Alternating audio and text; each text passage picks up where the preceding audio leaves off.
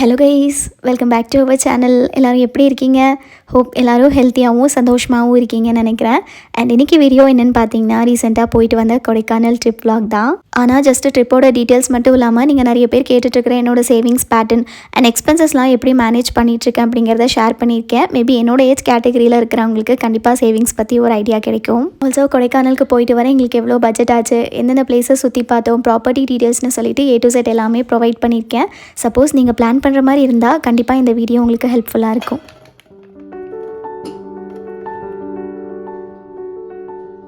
அன்றைக்கி காலையில் 2 பேக்கெட் ஃப்ரெஷ்ஷாக மஷ்ரூம் கிடச்சிது. ஸோ ஆஃப்டர்நூன் லஞ்சுக்கு நல்ல சூடான சாப்பாடு கூட பிசைஞ்சு சாப்பிட மஷ்ரூம் செட்டிநாட் ரைஸ் செஞ்சுட்டு கொஞ்சமாக ரைஸ் மட்டும் வச்சுருந்தேன். ஒரு டைமுக்கு தான் செய்ய போகிறதுனால ஒரு பேக்கெட்டே எங்கள் வீட்டுக்கு கரெக்டாக இருக்கும். இன்னொரு பேக்கெட்டில் வந்து மஷ்ரூம் பிரியாணி செஞ்சுக்கலான்னு சொல்லிட்டு அதை அப்படியே எடுத்து வச்சிட்டேன். அண்ட் ரொம்ப சிம்பிளான ரெசிபி தான். இதுக்கு வந்து வெங்காயம், தக்காளி, அதுக்கப்புறமா கொஞ்சமாக கொத்தமல்லி மட்டும் தேவைப்படும். அண்ட் அது கூட ஒரு மசாலா மட்டும் அரைச்சி வச்சுக்கணும். அடுத்ததான் இன்னொரு மெயின் இன்க்ரீடியன்ட். இந்த ரெசிபி செய்கிறதுக்கு நான் யூஸ் பண்ணுறது பார்த்திங்கன்னா ஃபார்ச்சூன் பிராண்டோட sunflower oil. It's been my go to lately. ஏன்னா இந்த ஆயில் ரொம்ப லைட்டாக இருக்கும். அண்ட் ஆனஸ்ட்லி நீங்கள் செய்கிற ரெசிபீஸில் நல்ல டிஃப்ரென்ஸ் தெரியும். பட் பிஃபோர் தேட் ஒரு மசாலா வறுத்து அரைச்சி வச்சுக்கலாம். அதுக்கு ஒரு சூடான பேனில் 1 டீஸ்பூன் மல்லி, 1/2 டீஸ்பூன் சீரகம், 1/2 டீஸ்பூன் சோம்பு, 1/2 டீஸ்பூன் மிளகு, அதுக்கப்புறம் காரத்துக்கு தகுந்த மாதிரி காஞ்ச மிளகா நான் வந்து 2 எடுத்திருக்கேன். இதை நல்லா வறுத்ததுக்கப்புறமா கொஞ்சமாக தேங்காயும் சேர்த்துக்கணும். கூடவே ஹோல் ஸ்பைசஸ்க்கு பட்டை, கிராம்பு, ஏலக்காய், கல்பாசி சேர்த்துட்டு ஒரு 3 to 4 மினிட்ஸ்க்கு லோ ஃப்ளேமில் வச்சு நல்லா வறுத்துட்டு ஆறுனதுக்கப்புறமா பவுடர் பண்ணி வச்சிட்டோன்னா செட்டிநாட் மசாலா ரெடி. நெக்ஸ்ட் இந்த மாதிரி செட்டிநாட் ட்ரை டிஷ்ஷஸில் ஃபுல் ஆஃப் ஸ்பைசஸ் அண்ட் ஹீட்டாக தான் இருக்கும். So heavy cooking oil work ஆகாது. But what I love about Fortune oil is நீங்கள் செய்கிற டிஷ்ஷை ஓவர் பவர் பண்ணாது. And at the same time எல்லாமே சூப்பர் லைட்டாக இருக்கிறதுனால அந்த டிஷ்ஷோட ஃப்ளேவர் அப்படியே இருக்கும். ப்ளஸ் இந்த ஃபார்ச்சூன் ஆயிலில் க்ரீஸி ஃபீலும் இருக்காது, which is so important. And நம்ம டெய்லி குக்கிங்க்கு ஆயில் கண்டிப்பாக தேவை. ஸோ இந்த மாதிரி நல்ல குவாலிட்டியான ஆயில் சூஸ் பண்ணுறது பெட்டராக இருக்கும்.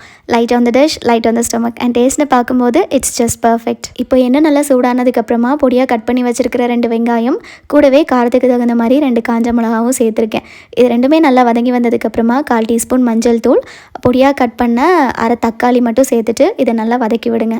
அடுத்ததாக இதில் கட் பண்ணி வச்சுருக்கிற மஷ்ரூம் சேர்த்துட்டு நல்லா ஒரு வாட்டி கலந்ததுக்கப்புறமா லிட் கவர் பண்ணி ஒரு 5 to 6 மினிட்ஸ்க்கு விட்டோன்னா இந்த மஷ்ரூமில் இருக்கிற தண்ணிலாம் ரிலீஸ் ஆகி 50% நல்லா வெந்து வந்துடும். அவ்வளோதான். இப்போ இதில் ஃபஸ்ட்டாக ரெடி பண்ணோம் பார்த்தீங்களா செட்டிநாட் மசாலா, அதிலேருந்து ஒரு 3 டீஸ்பூன் ஆட் பண்ணிக்கணும். கூடவே 1/2 டீஸ்பூன் உப்பு சேர்த்துட்டு இன்னொரு 2 to 3 மினிட்ஸ் மீடியம் ஃப்ளேமில் வச்சு மசாலாவோட ராஸ்மெல் போகிற வரைக்கும் கலந்து விட்டுட்டு கடைசியாக கொஞ்சம் லெமன் ஜூஸ், கொத்தமல்லி தூவி இறக்கணும். அப்படின்னா mushroom Chettinad dry ready.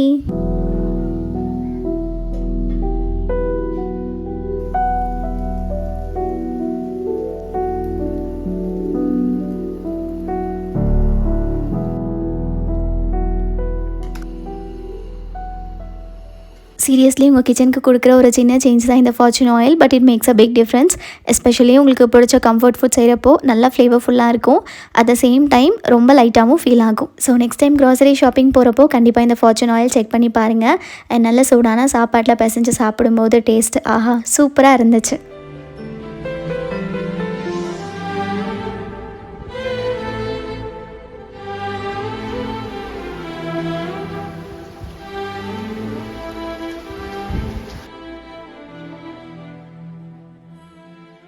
Last year summer holidays அப்போ வந்து லீவ் ஸ்டார்ட் ஆகிறதுக்கு முன்னாடியே வெக்கேஷனுக்கு வயநாடு தான் போகணுன்னு பிளான் பண்ணி வச்சிட்டோம்.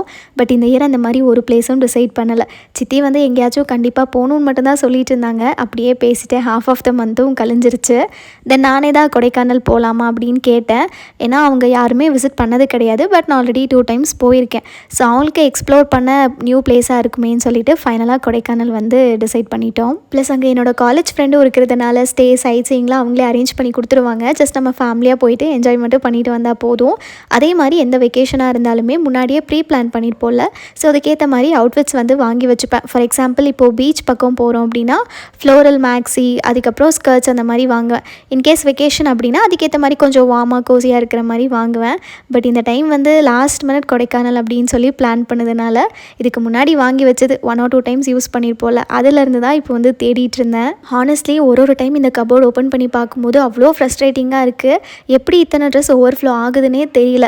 இத்தனைக்கும் 3 months முன்னாடி தான் டீக்ளட்டர் பண்ணேன். இப்போ திருப்பியுமே டீக்ளட்டர் பண்ணி வார்ட்ரோப் ஆர்கனைஸ் பண்ணால் தான் இனிமேல் ஆக்சஸே பண்ண முடியும். எதுவுமே வைக்கிறதுக்கு இப்போ சுத்தமாக இடம் இல்லை. பார்க்கும்போதே தெரியும் எந்த அளவுக்கு எல்லாமே வெளியே தொங்கிட்டுருக்குன்னு சொல்லிட்டு. அண்ட் டீக்ளட்டர் பண்ணதும் நம்ம போடாமல் வச்சுருக்கிற ஒரு செட் ஆஃப் கிளாத்ஸ் இருக்கும்ல, அதை நாங்கள் நீட்டாக மடித்து பேக்கில் போட்டு சித்தியோட ஹாஸ்டல் அப்படி இல்லைனா பாட்டி கடைக்கு கொடுத்து விட்டுருவோம். கடைக்கு ஒரு சில பேர் வருவாங்க கிளாத்ஸ்லாம் அஃபோர்ட் பண்ண முடியாமல்.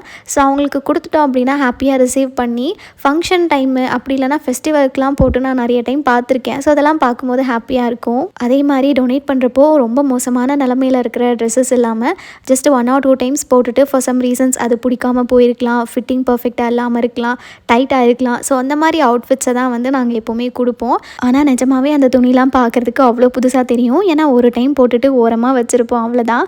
அதுலேயும் எங்கள் வீட்டில் அம்மா பாட்டி 2 பேரும் எங்கள் கபோர்டை பார்த்துட்டாங்கன்னா திட்ட ஆரம்பிச்சிருவாங்க. ஆயிரக்கணக்கில் காசு போட்டு ட்ரெஸ்ஸை வாங்கி போடாமல் வச்சுருக்கீங்களே, அட்லீஸ்ட் ஒரு டைம் ஆச்சும் போட்டு பார்த்துட்டு யாருக்காச்சும் கொடுத்துருங்கன்னு சொல்லிகிட்டே தான் இருப்பாங்க. எனக்கு தெரிஞ்சு இது ஒரு யூனிவர்சல் ப்ராப்ளம் தான் போல். அப்புறம் இன்னொரு விஷயம் என்னென்னா, நிறைய ட்ரெஸ் இருக்கும், ஆனால் எங்கேயாச்சும் போகும்போது ட்ரெஸ் இல்லைன்னு சொல்லிட்டோன்னு வச்சுக்கோங்களேன், அவ்வளோதான், இன்னும் நிறைய டோஸ் விழுக ஆரம்பிக்கும். ஸோ இதே மாதிரி உங்கள் வீட்லேயும் ட்ரெஸ் பிரச்சனை இருக்குது அப்படின்னா மறக்காமல் கமெண்ட்ஸில் சொல்லுங்கள். அண்ட் அன்றைக்கி காலையில் மழை பிடிச்சது தான், ஈவினிங் வரைக்கும் விடாமல் பெஞ்சிட்டே இருந்துச்சு. எங்களுக்கு என்னென்னா இப்படி மழை பெஞ்சிட்டே இருந்துச்சுன்னா எப்படி நம்ம பப்ளிக் டிரான்ஸ்போர்ட்டில் ட்ராவல் பண்ணுறதுன்னு யோசிச்சிட்டே இருந்தோம். பட் அப்படி இப்படின்னு மேனேஜ் பண்ணிட்டோம். அண்ட் ஈவினிங் பார்த்திங்கன்னா ஃப்ரெஷ்ஷாக ஃப்ளவர்ஸ் இருந்தது, அது எல்லாத்தையுமே வச்சுட்டு பூஜை பண்ணி முடிச்சிட்டேன்.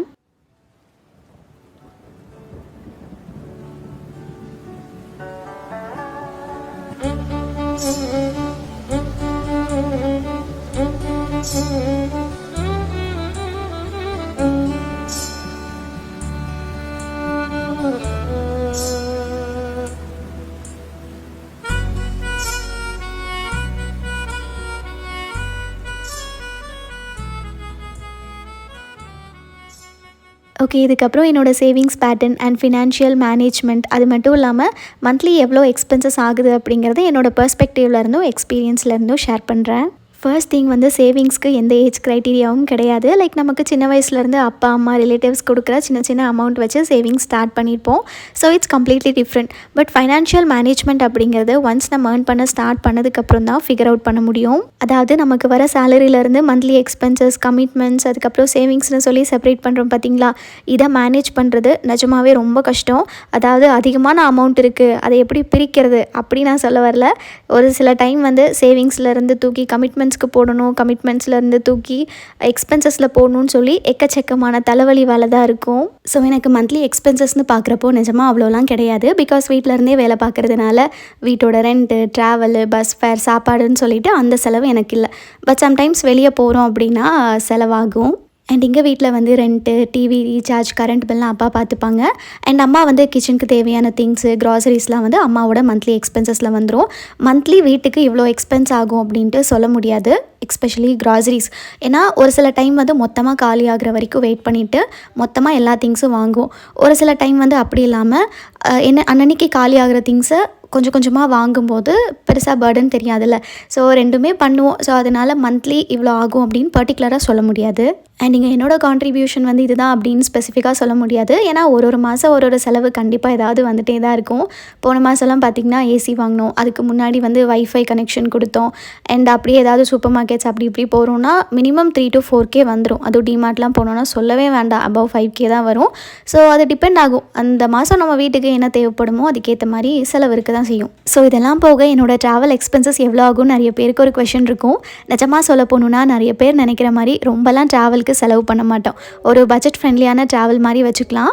ஏன்னா நீங்கள் விளாக்ஸில் பார்த்த வரைக்குமே 2-3 பேர் மட்டும் இல்லாமல் மேக்ஸிமம் குரூப் ட்ரிப்பாக தான் ட்ராவல் பண்ணியிருக்கோம். ஸோ இங்கே வந்து எங்களுக்கு ஸ்டே, ஃபுட்டு, வெஹிக்கிள், பெட்ரோல் சார்ஜஸ்லாம் ஷேர் போடுறப்போ பர் பர்சனுக்கு கம்மியாக தான் வரும்.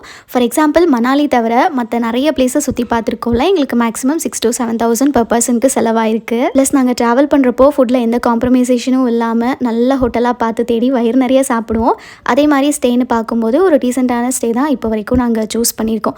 இதுவே நீங்கள் 2-3 பேர்னு போகிறப்போ பெட்ரோல் சார்ஜஸ் எல்லாம் 3 பேர் மேலே மட்டுமே டிபெண்ட் ஆகிறதுனால கண்டிப்பாக எங்களுக்கான பட்ஜெட்டை விட உங்களுக்கு அதிகமாக தான் ஆகும். அண்ட் மோஸ்ட் இம்பார்ட்டன்ட்லி நான் ட்ராவல் பண்ணுறத செலவுன்னு பார்க்கல. I am just investing in my memories, அவ்வளோதான். அண்ட் இதில் எனக்கு எந்த ரெக்ரெட்ஸும் கிடையாது. ஒருத்தருக்கு ஒரு விஷயம் பண்ணால் சந்தோஷம் கிடைக்கும்ல, அந்த மாதிரி எனக்கு ட்ராவல் பண்ணுறப்போ சந்தோஷம் கிடைக்குது. ஆனால் அந்த ஹாப்பினஸை நான் வேறு எதுலேயுமே எக்ஸ்பீரியன்ஸ் பண்ணலை. ஸோ நம்ம ஃபேமிலி அண்ட் நம்ம லைஃப்பை பில்ட் பண்ண எவ்வளவோ எஃபர்ட்ஸ் போடுறோம். ஸோ அதுக்கு நான் எனக்கு கொடுத்துக்கிற ஒரு பெரிய கிஃப்ட் தான் பிளேசஸ் எக்ஸ்ப்ளோர் பண்ணுறது. எனக்கு இந்த ட்ராவல் மேலே இருக்கிற பேஷன் சின்ன வயசுலேருந்து இருக்குது. பட் அப்போ எனக்கு அந்த ஆப்பர்ச்சுனிட்டி கிடைக்கல. ஸ்கூல் விட்டால் வீடு, வீடு விட்டால் டியூஷன், இப்படி தான் என்னோடய 17 இயர்ஸ் ஆஃப் லைஃப் போச்சு. ஒன்ஸ் எனக்கு அந்த ஆப்பர்ச்சுனிட்டி கிடைக்கும்போது அதை யூஸ் பண்ணாமல் இருக்கிறதுல எந்த அர்த்தமும் கிடையாது. அண்ட் இப்போ எனக்கு அந்த ஆப்பர்ச்சுனிட்டி கிடச்சிருக்கு அண்ட் அதை 100% யூட்டிலைஸ் பண்ணிகிட்ருக்கு அப்படின்னு என்னால் கண்டிப்பாக சொல்ல முடியும். அது மட்டும் இல்லாமல் எங்கள் வீட்டில் யாரும் எங்கேயும் போனதும் கிடையாது. வீடு, பசங்க, வேலை இப்படியே தான் பல வருஷமாக போயிட்டு இருந்துச்சு. ஸோ நான் ஃப்ரெண்ட்ஸ் கூட எக்ஸ்ப்ளோர் பண்ண ஸ்டார்ட் பண்ணதுக்கப்புறம் எனக்கு ஒரு கான்ஃபிடன்ஸ் கிடச்சிது. ஸோ அதை வச்சு தான் எங்கள் வீட்டில் இருக்கிறவங்களையும் என்னால் இவ்வளோ தூரம் கூட்டிகிட்டு போக முடியுது. ப்ளஸ் இந்த ட்ராவல் வீடியோ ஷேர் பண்ணுறப்போ ஒரு சில பேர் நினைக்கிறது என்னென்னா, யூடியூப்னால தான் நீங்கள் நிறைய இடத்துக்கு போகிறீங்க, ஊர் சுற்றுறீங்க, செலவு பண்ணுறீங்க, யூடியூப் இல்லைனா கண்டிப்பாக இந்த லைஃப்லாம் இருந்திருக்காது அப்படின்னு சொல்லிட்டு. But it's not true. YouTube நான் 2023 தான் மினி விளாக்ஸ்லாம் போஸ்ட் பண்ண ஸ்டார்ட் பண்ணேன். பட் என்னோடய பர்சனல் இன்ஸ்டாகிராம் ஐடியில் போய் பார்த்தீங்கன்னா 2018 ஹைலைட்ஸ் இருக்கும். எல்லாமே அதில் நான் போட்டு வச்சுருப்பேன். ஸோ யூடியூப்பில் இல்லாமல் இருந்திருந்தாலும் கண்டிப்பாக என்னோடய ட்ராவல் லைஃப் இப்படி தான் இருந்திருக்கும். ஃபைனலி இதுதான் என்னோடய எக்ஸ்பென்சஸ். அவுட்ஃபிட்ஸ்னு பார்க்குறப்போ ட்ராவல் பண்ணுறதுக்கு முன்னாடி எனக்கு பிடிச்ச மாதிரி ஏதோ ஒன்று ஆஃபரில் கிடைக்கிறதெல்லாம் வாங்கி வச்சுப்பேன். அண்ட் இதுக்கப்புறம் கமிட்மெண்ட் சேவிங்ஸ் பேட்டர்ன்லாம் லேட்டர் ஆன் ஷேர் பண்ணுறேன். அதுக்குள்ளே ஒரு குட்டி பிரேக் எடுத்துகிட்டு இங்கே என்ன நடக்குதுன்னு சொல்கிறேன். ஸோ நாங்கள் ஒசூர்லேருந்து 9:30க்கு பஸ் புக் பண்ணியிருந்தோம். பட் டிராஃபிக்னால லேட் ஆனதும் 12:30க்கு தான் பஸ் வந்துச்சு. ஸோ மார்னிங் நாங்கள் கொடைக்கானலுக்கு 9 o'clock என்னமோ ரீச் ஆனோம். நான் முன்னாடியே சொன்ன மாதிரி இங்கே என்னோடய ஃப்ரெண்டு இருக்காங்க. பஸ் ஸ்டாண்டில் இறங்கினதும் பிக்கப் பண்ணிவிட்டு அவங்களோட ஸ்டேயில் எங்களுக்கு ரூமும் கொடுத்தாச்சு. ரூம் ரொம்ப சூப்பராக இருந்தது. இது கிளாஸ் வியூ ரூம், நல்ல ஸ்பேஷியஸாகவும் இருந்தது. அதே மாதிரி அந்த ரூமோட ஹைலைட்டே அந்த பால்கனி அண்ட் அந்த விண்டோ தான். And Hosur to Kodaikanal bus fare எவ்வளோ ஆச்சுன்னு பார்த்தீங்கன்னா per personக்கு 950 rupees. AC sleeper bus தான் புக் பண்ணியிருந்தோம். அண்ட் இந்த ரூமோட ப்ரைஸ் per நைட்க்கு 3500. பட் இது வேரி ஆகும், வீக்கெண்ட்ஸ், வீக் டேஸ், ஹாலிடேஸ்ன்னு சொல்லிட்டு ப்ரைஸ் அதுக்கு பொறுத்த வரைக்கும் டிபெண்ட் ஆகும். ஸோ நாங்கள் அந்த ப்ரைஸ் 4 மெம்பர்ஸ்க்கு ஸ்ப்ளிட்டை போட்டுக்கிட்டோம். வந்த உடனே சுட சுட ஒரு டீயை குடிச்சிட்டு ஃப்ரெஷ்அப் ஆகிட்டு பிரேக்ஃபாஸ்ட்டும் சாப்பிட்டு சைட் சீயிங் பார்க்க கிளம்பிட்டோம். ஸோ அன்றைக்கி லோக்கல்ஸ் பார்க்குற மாதிரி தான், ஏன்னா ஹாஃப் டே போயிடுச்சு. ஸோ 12 o'clock ஸ்டார்ட் பண்ணோம். அண்ட் ஃபஸ்ட்டு போன பிளேஸ் பார்த்திங்கன்னா பாம்பர் ஃபால்ஸ். அண்ட் நீங்கள் கொடைக்கானலுக்கு உங்களோட ஓன் வெஹிக்கிளில் வரீங்க அப்படின்னா சுற்றி பார்க்குறதுக்கு உங்கள் வெஹிக்கிளே நீங்கள் போய்க்கலாம். சப்போஸ் எங்களை மாதிரி பப்ளிக் டிரான்ஸ்போர்ட் யூஸ் பண்ணுற மாதிரி இருந்துச்சுன்னா இங்கே சுற்றி பார்க்குறதுக்காக நிறைய டாக்ஸிஸ் ரெண்ட் எடுத்துக்கலாம். அதாவது டிரைவரோடு வரும், அவங்களே எல்லா பிளேஸஸும் சுற்றி காமிப்பாங்க. நாங்கள் ஃபர்ஸ்ட் டே லோக்கல்ஸ்க்கும், செகண்ட் டே கொஞ்சம் இன்டீரியர் பூம்பாறை, மன்னவனூர்லாம் போனதுனால per personக்கு 2 நாளைக்குமே சேர்த்து எங்களுக்கு 1500 rupees ஆச்சு. அண்ட் இது போக மற்ற எக்ஸ்பென்சஸ் அப்படின்னு பார்க்குறப்போ சைட் சீயிங்கோட என்ட்ரன்ஸ் ஃபீ அண்ட் ஃபுட் தான். என்ட்ரன்ஸ் ஃபீலாம் இங்கே பெருசாக 30 rupees தாண்டி இருக்காது. மேக்ஸிமம் 20, 15, 10 இதுவாக தான் இருக்கும். அண்ட் ஃபுட்டுன்னு பார்க்குறப்போ எங்களுக்கான செலவு கண்டிப்பாக உங்களுக்கு ஆகும்னு சொல்ல முடியாது. ஒரு சில பேர் பார்த்திங்கன்னா ட்ராவல் அப்போ ஒத்துக்காதுன்னு சொல்லி எதுவுமே சாப்பிட மாட்டாங்க. அண்ட் நாங்கள் அப்படி இல்லை, எங்களுக்கு பிடிச்ச எல்லா ஐட்டம்ஸும் செலவு பண்ணி நல்லா திருப்தியாக சாப்பிடுவோம். ஸோ எங்களுக்கு யூஸ்வலாக ஃபுட்டோட செலவு கொஞ்சம் அதிகமாக தான் ஆகும். ஃபார் எக்ஸாம்பிள் பிரேக்ஃபாஸ்ட் அப்படின்னு எடுத்துக்கிட்டோன்னா 4 பேருக்கு 500 to 600 ஆகும். இதுவே டின்னர் டைம் அப்படின்னா கொஞ்சம் அதிகமான ஐட்டம்ஸ் ஆர்டர் பண்ணுறதுனால 1000 rupees கிட்ட வரும்.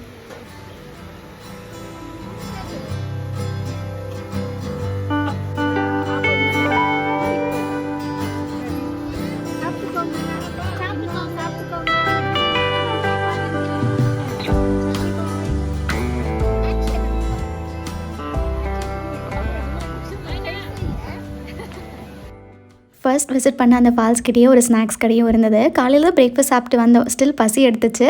அப்படியே மேகி, ஒரு சூப்பரான ஃபில்டர் காஃபி, பிரெட் ஆம்லெட் சாப்பிட்டுட்டு நெக்ஸ்ட்டு போன ஸ்பாட் சூசைட் பாயிண்ட். இந்த இடத்துல மழை மிஸ்ட் இல்லாமல் ஸ்கை கிளியராக இருக்கும்போது வியூ பார்க்குறதுக்கு ரொம்ப ரொம்ப அழகாக இருக்கும். பட் நாங்கள் போனது பார்த்திங்கன்னா பீக் மான்சூன் டைம் மாதிரி மழை பெஞ்சிட்டே இருந்தது. ஆனால் எனக்கு பிடிச்சிருந்தது. ஒரு சில பிளேசஸ்லாம் பார்த்திங்கன்னா மழை பெஞ்சா தான் இன்னும் அது பியூட்டிஃபுல்லாக இருக்கும். ஸோ எங்களுக்கு அன்றைக்கெலாம் எந்த வியூவும் தெரியல. கொஞ்ச நேரம் நின்னோம், லைட்டாக அந்த மழையெல்லாம் தெரிஞ்சிச்சு. ஸோ அதை பார்த்துட்டு அப்படியே இங்கேருந்து கிளம்பிட்டோம். அண்ட் இங்கே எந்த என்ட்ரன்ஸ் ஃபீயும் கிடையாது. பட் நிறைய ஷாப்பிங் பண்ணுறதுக்காக கடை இருக்கும். ஸோ உங்களுக்கு பிடிச்ச மாதிரி பேக்ஸு, சாக்லேட்ஸு, ஒயின் இந்த மாதிரி எக்கச்சக்கமான ஐட்டம்ஸ் இருக்கும். ஸோ ஏதாவது ஷாப்பிங் பண்ணணும் அப்படின்னா இந்த பிளேஸில் கூட நீங்கள் வாங்கிக்கலாம். அண்ட் முக்கியமாக இங்கே வந்து நிறைய குரங்கு இருக்கும். நீங்கள் ஏதாவது ஸ்நாக்ஸ் கேரி பண்ணுறீங்கன்னா அதை பத்திரமா வச்சுக்கோங்க, இல்லைன்னா டக்குன்னு பிடுங்கிட்டு போயிடும். அண்ட் இங்கே நான் ஷாப்ஸ் நிறைய இருக்குதுன்னு சொன்னேன் பார்த்தீங்களா. ஸோ நாங்கள் வந்து ஃப்ரிட்ஜ் மேக்னெட் ஒன்று வாங்கினேன். எனக்கு பூம்பாறை வந்து ரொம்ப ரொம்ப பிடிக்கும். ஸோ அதுக்கான மேக்னெட் வந்து கிடச்சதும் இது ஒன்று மட்டும் வாங்கினேன். 80 ருபீஸ் என்னமோ ஆச்சு. அண்ட் என் தம்பிக்கு 150 ருபீஸ்ன்னு சொல்லிட்டு இது ஒன்று வாங்கினோம். ஆனால் இது பேர் என்னென்னு எனக்கு தெரியல. ஸோ இதுக்கப்புறம் நாங்கள் பார்க்க வேண்டிய ஸ்பாட் வந்து என்னென்னா குணா கேவ்ஸ். பட் அன்றைக்கி பயங்கரமான டிராஃபிக், பத்தாததுக்கு மழை வர 4 o'clock இந்த செக் போஸ்ட்டும் க்ளோஸ் பண்ணிடுவாங்க. ஸோ நெக்ஸ்ட் டே காலையில் கவர் பண்ணிக்கலாம் அப்படின்னு சொல்லிட்டு நாங்கள் நேராக கொடைக்கானல் லேக் கிட்ட போயிட்டோம். அண்ட் இன்னொரு சின்ன அட்வைஸ் என்னென்னா, இந்த மாதிரி ஹில் ஸ்டேஷன்ஸ் ட்ராவல் பண்ணுறப்போ மேக்ஸிமம் நீங்கள் கேஷாகவே கேரி பண்ணிக்கோங்க. ஏன்னா நிறைய இடத்துல சிக்னல் கிடைக்காது. கண்டிப்பாக ஆன்லைன் டிரான்சாக்ஷனை நம்ப முடியாது. நிறைய இடத்துல வந்து நாங்கள் சொல்லப்போனால் மாட்டிக்கிட்டோம் டிரான்சாக்ஷன் பண்ண முடியாமல். ஸோ பெட்டர் கொஞ்சம் கையில் வந்து கேஷாக எடுத்துகிட்டு போங்க. இங்கே வந்து 70 கேம்ஸ்ன்னு சொல்லிட்டு இருக்குது. எங்கேயுமே எதர் கார்டு அப்படி இல்லைன்னா அமௌண்ட்டாக பே பண்ணணும். நாங்கள் ரெண்டுமே இல்லாமல் ஜஸ்ட் யூபிஐ நம்பிட்டு போனதுனால சும்மா வேடிக்கை மட்டும்தான் பார்த்துட்டு வந்தோம். பட் அவனுக்கு லைட்டாக டிசப்பாயின்மெண்ட்டாக இருந்துச்சு. அவ்வளோதான், first day sightseeing Kodaikanal லேக்கோட முடிஞ்சிருச்சு. இங்கேருந்து நாங்கள் நேராக ரூமுக்கு போயிட்டு கொஞ்சம் நேரம் ரெஸ்ட் எடுத்துகிட்டு நைட்டுக்கு வந்து ஸ்விக்கியில் பிரியாணி அதுக்கப்புறம் ஏதோ ஆர்டர் பண்ணியிருந்தோம். ஸோ அங்கேயே நாங்கள் சாப்பிட்டுட்டு ஃபர்ஸ்ட் டே சூப்பராக கம்ப்ளீட் பண்ணியாச்சு. ஓகே, நான் let's talk about the commitments. இது எங்கே ஆரம்பித்து எங்கே முடிக்கிறதுன்னு தெரியல. கமிட்மெண்ட்ஸ் வந்து நம்மளாக தேடி போகிறத விட அதுவாகவே நம்மளை வந்து ஓட்டிக்குதுன்னு தான் சொல்ல முடியும். கமிட்மெண்ட் இந்த சென்ஸ் நான் சொல்ல வர்றது வந்து இந்த பர்சனல் லோன், அதுக்கப்புறம் கோல்டு பிளட்ஜ் பண்ணி வாங்கியிருப்போம், அதுக்கான இன்ட்ரெஸ்ட்டு, அதுக்கப்புறம் வெளியே வாங்கியிருக்கிற அமௌண்ட்டு. ஸோ இதெல்லாமே வந்து நான் அண்டர் கமிட்மெண்ட்ஸில் சொல்லிகிட்ருக்கேன். என்னை பொறுத்த வரைக்கும் எல்லாரோட லைஃப்லேயும் ஏதாவது ஒரு கமிட்மெண்ட் இருந்தால் மட்டும்தான் அந்த கமிட்மெண்ட்காக ஓடணும் அப்படிங்கிற தாட்டே வரும். அது எதுவுமே இல்லாமல் இருந்தோன்னு வச்சுக்கோங்களேன், லைஃபே பிளாங்காக இருக்கிற மாதிரி இருக்கும். நிறைய பேருக்கு இருக்கிற மாதிரி எனக்கு இருக்கிற பிக்கெஸ்ட் கமிட்மெண்ட் வந்து என்னோடய பர்சனல் லோன் தான். ஒரு முடிவெடுத்துட்டு அதை நான் இப்போ வரைக்கும் ரெக்ரெட் பண்ணிகிட்ருக்கேன் அப்படின்னா கண்டிப்பாக இந்த லோனாக தான் இருக்கும். பிகாஸ் அப்போ இருந்த சுச்சுவேஷன் அப்படி, நிறைய இடத்துல இருக்கிற கடன் அண்ட் அதோட interest month on month pay பண்ணணும். ஆல்சோ அப்போ எனக்கு சேலரி வந்து 20K கிட்ட வந்துட்டு இருந்துச்சு. ஸோ இதிலேருந்து வெளியே வரணும்னு யோசிச்சுட்டு இருந்தப்போ தான் இந்த பர்சனல் லோன்லேருந்து கால் வந்துச்சு. அட்லீஸ்ட் முன்ன பின்ன லோன் வாங்கினவங்க கிட்ட கேட்டு பொறுமையாக டிசைட் பண்ணியிருக்கணும். But just like that proceed பண்ணிட்டேன். அதாவது இந்த சின்ன சின்ன ப்ராப்ளம்ஸ்லேருந்து வெளியே வரணும்னு யோசிச்சுட்டு ஒரே இடத்துல பெரிய ப்ராப்ளமில் மாட்டின கதை தான். எனக்கு சேங்ஷன் ஆன லோன் என்னமோ சம்வேர் அரவுண்ட் 270. பட் நான் அதை வந்து ரீபே பண்ணுறது பார்த்திங்கன்னா 60 months, ஆல்மோஸ்ட் 5 yearsக்கு மந்த்லி 7.5K கிட்ட பே பண்ணோம். ஸோ 60 monthsக்கும் கவுண்ட் பண்ணி பார்த்தா கிட்டத்தட்ட நான் வாங்கினதை விட டபுளாக தான் பே பண்ணி முடிக்கணும். இதில் வந்து நான் லோன் எடுக்கக்கூடாதுன்னு சொல்ல வரல. நமக்கு இருக்கிற ஒரு சில ட்ரீம்ஸ் லைக் வீடு, காரு, லேண்டு, இந்த மாதிரி திங்ஸ்க்கெலாம் கண்டிப்பாக நமக்கு இருக்கிற ஒரு பிக்கெஸ்ட் சோர்ஸ் வந்து லோன் தான். ஸோ லோன் எடுக்க டிசைட் பண்ணியிருக்கீங்க அப்படின்னா அந்த லோனுக்கான ரீசன் வந்து நல்லா ஸ்ட்ராங்காக இருந்துச்சுன்னா தாராளமாக நீங்கள் ப்ரொசீட் பண்ணலாம். பட் அதை விட்டுட்டு இந்த சின்ன சின்ன விஷயத்துக்கு லோன் எடுக்கிறது அப்படிங்கிறது என்னை பொறுத்த வரைக்கும் ராங் டெசிஷன் தான். ஏன்னா வாங்கும்போது நல்லா ஹாப்பியாக தான் இருக்கும். ஈவன் ஃபர்ஸ்ட் 6 monthsமே பெரிய பர்டனாக தெரியாது. அதுக்கப்புறம் இருக்கிற பெண்டிங் இயர்ஸ்லாம் கட்ட கட்ட தானாகவே நமக்கு வந்து ஃப்ரஸ்ட்ரேஷன் ஸ்டார்ட் ஆயிரும். ஸோ லோன் அப்படின்னு போகிறீங்கன்னா 1க்கு 2 வாட்டி யோசிங்க, பொறுமையாக டிசைட் பண்ணிவிட்டு கண்டிப்பாக தேவைப்படுது அப்படின்னா ப்ரொசீட் பண்ணுங்கள். ஸோ நான் இந்த ஒரு கமிட்மெண்ட்டில் மாட்டினதுக்கப்புறமே இதுக்கப்புறம் எந்த லோனும் வேண்டாம் அப்படின்னு சொல்லிட்டு நான் டிசைட் பண்ணி இப்போ வரைக்கும் இந்த ஒன்று மட்டும்தான் கட்டிகிட்ருக்கேன். மற்றபடி கல்யாணத்துக்கு அப்படின்னு பார்த்திங்கன்னா நான் வீட்டில் சொல்லிட்டேன் எவ்வளோ செலவாகுமோ அது என்னோடய சேவிங்ஸ்லேருந்து நான் பார்த்துக்கிறேன் அப்படின்னு சொல்லிட்டு. ஸோ மேரேஜ்க்கு என்ன வேணுமோ அதுக்கேற்ற மாதிரி அதுக்கு ஒரு சைடில் சேவிங்ஸும் போயிட்டுருக்கு. ஸோ ஃப்ரம் மை எக்ஸ்பீரியன்ஸ் சொல்கிறேன், அதிகமான கமிட்மெண்ட்டில் மாட்டிக்காதீங்க. பட் இதில் இன்னொரு விஷயம் இருக்குது. லைக் ஒரு சில பேரோட ஃபேமிலி சிச்சுவேஷன் எப்படி இருக்குன்னா ஏர்னிங்ஸை விட அதிகமான கமிட்மெண்ட்ஸ் இருந்து பார்த்துருக்கேன். நிஜமாவே அதெல்லாம் மேனேஜ் பண்ணுறது ரொம்ப கஷ்டம். பட் டோன்ட் வரி, பொறுமையாக இதிலேருந்து வெளியே வர ஃபிகர் அவுட் பண்ணுங்கள். Definitely when your time comes you will shine. So keep trying. எந்த இடத்துலையும் ஹோப் விடாமல் முயற்சி பண்ணிகிட்டே இருங்க. Okay, before getting into saving, second day எந்தெந்த பிளேஸை சுற்றி பார்த்தோம் அப்படின்னு சொல்கிறேன். ஸோ ஃபர்ஸ்ட் டே ஸ்கிப் பண்ண பிளேசஸை கவர் பண்ணுறதுக்காக காலையில் சீக்கிரம் எழுந்துச்சு பிரேக்ஃபாஸ்ட் சாப்பிட்டுட்டு 9 o'clock சைட் சீயிங் பார்க்க கிளம்பிட்டோம். அதில் ஃபர்ஸ்ட் போன ஸ்பாட் வந்து பில்லர் ராக்ஸ். என்ட்ரன்ஸ் ஃபீ வந்து இதுக்கு 10 rupees per person. Actually car park பண்ண போகிறப்போ அந்த பில்லர்ஸோட வியூ நல்லா தெரிஞ்சிச்சு. பட் டிக்கெட் வாங்கிட்டு உள்ளே போனதுக்கப்புறம் பார்த்தா ஃபுல்லாக மிஸ்ட்டு, ஒன்றுமே தெரியல. கொஞ்சம் நேரம் வெயிட் பண்ணியும் பார்த்தோம், பட் மிஸ்ட்டு கிளியர் ஆகிற மாதிரி தெரியல.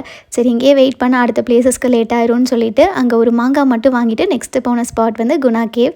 இங்கேயுமே பர் பர்சனுக்கு 10 rupees தான் என்ட்ரன்ஸ் ஃபீ சார்ஜ் பண்ணாங்க. அண்ட் எல்லா இடத்துலையும் நீங்கள் கேமரா கேரி பண்ணிங்கன்னா அதுக்கு அடிஷ்னலாக சார்ஜஸ் பே பண்ணுற மாதிரி இருக்கும். ஸோ அதை மட்டும் பார்த்துக்கோங்க. அண்ட் இங்கே வந்து எக்கச்சக்கமான கூட்டம் இருந்துச்சு. மோஸ்ட்லி பார்த்திங்கன்னா ஃபேமிலிஸ் தான். அந்த மூவியோட போஸ்டரில் எல்லோரும் அந்த ரூட்ஸுக்கு இடையில உட்கார்ந்த மாதிரி இருக்கும்ல, ஸோ எல்லா ஃபேமிலிஸும் அங்கே பிக்சர் எடுக்கிறதுக்காக அந்த பிளேஸே ஃபுல் பேக்டாக இருந்துச்சு. ஒரு ஃபோட்டோ எடுக்கிறதுக்குள்ளேயே ரொம்ப லேட் ஆகும். பட் பார்க்குறதுக்கு நல்ல கலர்ஃபுல்லாக இருந்துச்சு அந்த பிளேஸே. அண்ட் இந்த என்டையர் ட்ரிப்பில் எனக்கு ரொம்ப பிடிச்சதே இந்த கொடைக்கானலோட வெதர் தான். நிஜமாவே சம்மரில் தான் வந்திருக்கோமா அப்படிங்கிற டவுட் எனக்கு நிறைய டைம் வந்துகிட்டே இருந்துச்சு. ஒரு மாதிரி குளிரும் இல்லை, வெயிலும் இல்லை, வார்மாக ப்ளசண்ட்டாக இருந்துச்சு. அண்ட் இங்கே முடிச்சுட்டு நாங்கள் நேராக பைன் ஃபாரஸ்ட்டுக்கு தான் போனோம். அங்கேயுமே என்ட்ரன்ஸ் ஃபீ வந்து 10 rupees per person. அங்கே பெருசாக ஆக்டிவிட்டீஸ் பண்ணுறதுக்குலாம் ஒன்றும் கிடையாது. ஜஸ்ட் ஒரு ஹார்ஸ் ரைடு இருக்கும், அது 200 rupees per person நினைக்கிறேன். ஜஸ்ட் ஒரு 5 minutes ஒரு ரவுண்ட் மட்டும்தான் கூட்டிகிட்டு போய் வருவாங்க. மற்றபடி அங்கே எனக்கு வந்து அந்த ஃபாக் மிஸ்ட்லாம் பயங்கரமாக இருந்துச்சு. ரொம்ப நேரம் நாங்கள் அங்கே உட்காந்து டைம் ஸ்பெண்ட் பண்ணோம். அண்ட் இதுக்கப்புறம் நிறைய பேர் ஃப்ரீக்வெண்ட்டாக கேட்குறேன் என்னோடய சேவிங்ஸ் பேட்டர்ன் பற்றி ஷேர் பண்ணுறேன். ஃபர்ஸ்ட் திங், நான் ஆல்ரெடி ஒரு மினி விலாகில் சொன்ன மாதிரி savings is a part of life தான். நான் முன்னாடி சொன்ன மந்த்லி எக்ஸ்பென்சஸ் அண்ட் இந்த கமிட்மெண்ட்ஸ்லாம் மேக்ஸிமம் எல்லாருக்குமே இருக்கும். பட் இந்த சேவிங்ஸ் வந்து எல்லாரோட லைஃப்லேயும் இருக்குமா அப்படின்னு கேட்டிங்கன்னா கண்டிப்பாக இருக்காது. ஈவன் என்னோடய லைஃப்லேயே எடுத்துக்கிட்டிங்கன்னா கூட நான் ஏர்ன் பண்ண அந்த ஃபஸ்ட்டு 10 months 8 to 10 months இருக்கும். அந்த டைமில் என்னால் ஈவன் ₹1 கூட சேவ் பண்ண முடியல. ஏன்னா அந்த அளவுக்கு கமிட்மெண்ட்ஸ் இருந்துச்சு. ஃபஸ்ட்டு மந்த்து சேலரி ஒரு இடத்துக்கு இன்ட்ரெஸ்ட்டுக்கு போயிடும், செகண்ட் மந்த் சேலரி இன்னொரு பேங்க்குக்கு போயிடும். ஸோ வாங்குறது மொத்தமாக 2 நாளில் காலி ஆயிரும். ஸோ இப்படி இருக்கும்போது கண்டிப்பாக சேவிங்ஸ் பற்றி யோசிக்க கூட நம்மளால் முடியாது. ஸோ இந்த மாதிரி போயிட்டுருக்கும்போது தான் யோசித்தேன், கண்டிப்பாக நம்மளோட எக்ஸ்பென்சஸை குறைச்சி அதிலேருந்து ஏதாவது ஒரு பங்கு நம்ம சேவிங்ஸ்க்கு கண்டிப்பாக போடணும் அப்படின்னு நான் ஸ்டார்ட் பண்ணேன். ஸோ நான் சேவிங்ஸ்க்காக ஃபஸ்ட்டு பண்ணது பார்த்திங்கன்னா சீட்டு போடுறது தான். ஸோ மந்த்லி நான் ஃபஸ்ட்டு ஸ்டார்ட் பண்ணது வந்து 3000 சம்திங். இந்த 50,000 சீட்டு இருக்குல்ல, அதுலேருந்து நான் ஸ்டார்ட் பண்ணேன்.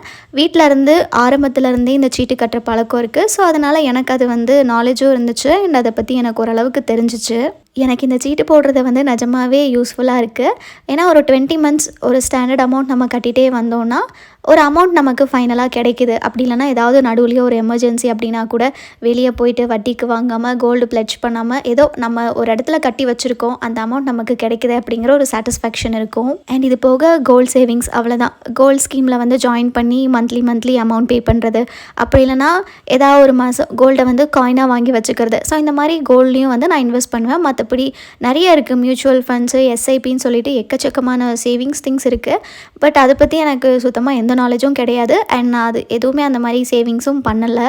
ஆக்சுவலி இந்த எஸ்ஐபிலாம் ஸ்டார்ட் பண்ணுறது பெட்டர் ஆப்ஷன்னு சொல்லுவாங்க. பட் எனக்கு அதில் பெருசாக இன்ட்ரெஸ்ட்டும் இல்லை. எனக்கு வந்து இந்த சீட்டு போடுறது, அதுக்கப்புறம் கோல்டு, இதை தாண்டி அமௌண்ட் வந்து கையில் அப்படியே வச்சுருப்பேன். சப்போஸ் எனக்கு ஏதாவது தேவைப்பட்டுச்சுன்னா அந்த அமௌண்ட்லேருந்து வாங்குறதுக்கு வந்து யூஸ் பண்ணிப்பேன். சோஃபார் இந்த மாதிரி தான் என்னோடய சேவிங்ஸ் பேட்டர்ன் வந்து போயிட்டுருக்கு. ஹானஸ்ட்லி என்னோடய ஏர்னிங்ஸில் வந்து 70% ஆஃப் தி அமௌண்ட் வந்து நான் சேவிங்ஸில் தான் போடுறேன். லைக் அந்த சேவிங்ஸ் வந்து என்னோடய மேரேஜ், அதுக்கப்புறம் ஜுவல்ஸ் வாங்குறதுக்கோ, அதுக்கப்புறம் வீடு கட்டுறதுக்கு, இந்த மாதிரி கமிட்மெண்ட்ஸ் இருக்க போய் சேவிங்ஸ் வந்து நான் பண்ணிகிட்ருக்கேன். எனக்கு இந்த சீட்டு அப்புறம் லோனு ஒரு இஎம்ஐக்கே மந்த்லி 50K போயிடும். பட் ஹாப்பி தான், நம்ம கையில் இருக்கிறத விட அட்லீஸ்ட் ஒரு இடத்துல போடுறப்போ சேவ் பண்ணிகிட்ருக்கோம் அப்படிங்கிற சாட்டிஸ்ஃபேக்ஷன் இருக்கும். அண்ட் மோஸ்ட் இம்பார்ட்டன்ட்லி சேவிங்ஸ் வந்து நம்ம 10K 50K தான் பண்ணணும் அப்படின்னு கிடையாது. இந்த லோனு, கடன், இன்ட்ரெஸ்ட்டு, எக்ஸ்பென்சஸ் எல்லாமே போக அட்லீஸ்ட் ஒரு ₹500 எடுத்து வச்சாலுமே அது சேவிங்ஸ் தான். ஒன்ஸ் இந்த சேவிங்ஸ் ஹேபிட்டாக மாறிடுச்சு அப்படின்னா ஆட்டோமேட்டிக்காக எக்ஸ்பென்சஸை குறைச்சி சேவிங்ஸில் போட தான் தோணும். ஸோ நீங்கள் என்னோட ஏஜ் கேட்டகரியில் இருக்கீங்க அப்படின்னா இப்போலேருந்தே சின்ன அமௌண்ட்டாக சேவ் பண்ணி அதில் உங்களுக்கு ரொம்ப பிடிச்ச எந்த திங்ஸ் வாங்கினாலுமே அவ்வளோ வேல்யூபிளாக ஃபீல் பண்ணுவீங்க. அண்ட் நம்ம சேர்த்து வச்ச காசில் இதை வாங்கியிருக்கோம், அதை பண்ணியிருக்கோம் அப்படின்னு நினைக்கும் போதே உள்ளுக்குள்ளே அவ்வளோ சந்தோஷமாக ஃபீல் ஆகும். அந்த சேர்த்து வைக்கிறது எனக்கு மட்டும் வாங்குறதுக்குன்னு இல்லாமல் அம்மாவுக்கு ஏதாவது பிடிக்குதுன்னு சொன்னாங்கன்னா அவங்களுக்கு வாங்கி கொடுக்குறதோ, இல்லை தங்கச்சிக்கு ஏதாவது வாங்கி கொடுக்குறதோ, மேக்ஸிமம் வீட்டில் ஏதாவது தேவைப்படுது அப்படின்னா வாங்கி கொடுப்பேன். அதே மாதிரி என் ஃப்ரெண்ட்ஸுக்கும் வாங்கி கொடுக்குறது எனக்கு சந்தோஷம்தான். ஸோ ஒரு சின்ன திங்ஸ் வாங்கி கொடுக்குறதுல அவங்க சந்தோஷமாக ஃபீல் பண்ணுறாங்க அப்படின்னா வாங்கி கொடுக்குறதுல தப்பில்லை. ஸோ ஃபைனலி ஒரு சில பேருக்கு இருந்த கொஷனை எனக்கு தெரிஞ்ச வரைக்கும் கிளியர் பண்ணியிருக்கேன்னு நினைக்கிறேன். ஆல்சோ நான் சொன்னது எல்லாமே உங்களோட லைஃப்பில் ஒரு சின்ன இம்பேக்ட் கொண்டு வந்தாலும் எனக்கு அது ரொம்ப ஹாப்பி தான். மெயினாக யாருமே ஸ்பெசிஃபிக்காக இந்த 22லேருந்து 25 ஏஜ் கேட்டகரியில் இருக்கீங்க அப்படின்னா நம்ம லைஃப்பில் மட்டும்தான் காம்ப்ளிகேஷன்ஸ் இருக்குது, லைஃப் லீட் பண்ண ரொம்ப டிஃபிகல்ட்டியாக இருக்குது, நினச்சது எதுவுமே பண்ண முடியலன்னு சொல்லி யோசிச்சுட்ருக்கீங்கன்னா I am telling you you're not alone. நிறைய பேரோட லைஃப் இப்படி தான் போயிட்டுருக்கு. நம்ம கூட தான் அவங்களும் சேர்ந்து ட்ராவல் பண்ணுறாங்க. பட் அது நமக்கு தெரியறதில்ல, அவ்வளோதான். இன்னும் ஒரு சில பேர் பார்த்திங்கன்னா வெளியே பார்க்குறதுக்கு எந்த பிரச்சனையும் இல்லாமல் சந்தோஷமாக இருக்கிற மாதிரி தோணும். பட் உள்ளுக்குள்ளே அவ்வளோ பிரச்சனை அவங்களும் ஃபேஸ் பண்ணிட்டு தான் இருப்பாங்க. But maybe for some reasons அவங்களுக்கு அதெல்லாம் காட்டாமல் ஏதோ சந்தோஷமாக இருக்கிற மாதிரி காட்டிக்கணும்னு தோணும். அதனால் நீங்கள் மண்டையை போட்டு ரொம்ப குழப்பிக்காதீங்க. நான் முன்னாடியே சொன்ன மாதிரி time heals every thing. So கொஞ்சம் டைம் கொடுங்க. நீங்கள் என்ன பண்ணிகிட்ருக்கீங்களோ அதை ட்ரை பண்ணிகிட்டே இருங்க. ஒன்ஸ் ஸ்பார்க் அப்படின்னு வரும்போது கண்டிப்பாக உங்களாலையும் பண்ண முடியும். அண்ட் ஃபைனான்ஷியல் ஸ்டெபிலிட்டி தாண்டி நம்ம ஹெல்த்துமே சைமல்டேனியஸாக ஃபோக்கஸ் பண்ணணும். பிகாஸ் ஹெல்த் எப்படி விளையாடுன்னு சொல்ல முடியாது. பார்க்குறதுக்கு ஹெல்த்தியாக இருந்தாலும் உள்ளுக்குள்ளே என்ன பிரச்சனை வரும்னு சொல்ல முடியாது. ஸோ முடிஞ்ச வரைக்கும் உங்கள் ஹெல்த்தையும் பார்த்துக்கிட்டு அட் த சேம் டைம் ஒர்க்கும் பாருங்கள். ஆனால் இந்த கடைசியாக கொடுத்த சஜஷன் வந்து எனக்கு கொடுக்கறதுக்கு தகுதியே கிடையாது. ஏன்னா நானே அதை ஃபாலோ பண்ணுறதில்ல. வேலைன்னு வந்துருச்சுன்னா சாப்பாடு மொத்தமாக மறந்துட்டு வேலை மட்டுமே பார்க்குறது. பட் அது நிஜமாவே ரொம்ப தப்பு. நீங்கள் யாரும் பண்ணாதீங்க. கடைசியாக என்னென்ன சொல்லணும்னு நினச்சேனோ எல்லாமே சொல்லி முடிச்சிட்டேன். அண்ட் செகண்ட் டே அன்றைக்கி பைன் ஃபாரஸ்ட் முடிச்சுட்டு நாங்கள் நேராக அந்த பூம்பாறைக்கு தான் வந்தோம். உண்மையாகவே நீங்கள் வந்து கொடைக்கானல் போகிறீங்கன்னா கண்டிப்பாக இந்த ரூட் ட்ரை பண்ணியே ஆகணும். அவ்வளோ சீனிக்காக பியூட்டிஃபுல்லாக இருக்கும். ஃபஸ்ட்டு வந்து நாங்கள் பூம்பாறையில் முருகர் கோயில் இருக்கும், அங்கே சாமி கும்பிட்டுட்டு அதுக்கப்புறம் நாங்கள் நேராக வந்து மன்னவனூர் வந்துட்டோம். இங்கே பூம்பாறையில் எந்த என்ட்ரன்ஸ் ஃபீயும் கிடையாது. மன்னவனூரில் 15 rupees per person, 10 rupees per person entrance ஃபீ இருக்கும். அண்ட் அன்றைக்கி டேவோட ஹைலைட்டே பார்த்திங்கன்னா மன்னவனூரில் விறகடுப்பில் செஞ்ச மீல்ஸ் பிரியாணிலாம் கிடச்சிது. அது அவ்வளோ டேஸ்ட்டாக இருந்தது. எப்போவுமே ப்ரொவைட் பண்ணுவாங்களான்னு தெரியல. நாங்கள் போனது இந்த சீசன் டைம் அப்படின்னால எங்களுக்கு சூப்பரான சாப்பாடு கிடச்சிது. ஸோ அந்த லஞ்சுக்கு இங்கே 4 பேருக்குமே சேர்த்து 600 rupees ஆச்சு. பட் அந்த வியூக்கும் டேஸ்ட்டுக்கும் கண்டிப்பாக ஒர்த்து தான். அண்ட் அங்கே முடிச்சுட்டு நாங்கள் நேராக கொடைக்கானல் லேக் கிட்ட வந்து கொஞ்சம் ஷாப்பிங்கும் இருந்தது. அதை முடிச்சுட்டு அப்படியே அன்றைக்கி 7:15க்கு எங்களுக்கு டேரக்ட் ஒசூருக்கு ட்ராவல்ஸ் பஸ் புக் பண்ணியிருந்தோம். MMK ட்ராவல்ஸ் ஷார்ப்பாக பஸ்ஸு வந்ததும் அங்கேருந்து கிளம்பி நெக்ஸ்ட் டே மார்னிங் 5 o'clock நினைக்கிறேன் வீட்டுக்கு வந்துட்டோம். ஸோ டோட்டல் கொடைக்கானல் பட்ஜெட் வந்து like bus fare, cab fare, sightseeing, entrance fees, stay, food, snacks மொத்தமாகவே சேர்த்து எங்களுக்கு per personக்கு 5500 rupees ஆச்சு. ஸோ ஸ்டில் ட்ரிப்கான டீட்டெயில்ஸ் ஏதாவது தேவைப்பட்டுச்சுன்னா மறக்காமல் கமெண்ட்ஸில் மென்ஷன் பண்ணுங்கள். அண்ட் இதோட vlog முடிக்க வேண்டிய டைமும் வந்தாச்சு. ஸோ ஃபார் பார்த்துட்ருக்கீங்கன்னா உங்களுக்கு பிடிச்சிருந்தா மறக்காமல் லைக் பண்ணுங்கள். அண்ட் அடுத்ததாக இன்னொரு இன்ட்ரெஸ்டிங்கான vlogல உங்கள் எல்லாரையும் கூடிய சீக்கிரம் மீட் பண்ணுறேன். until then take care, bye.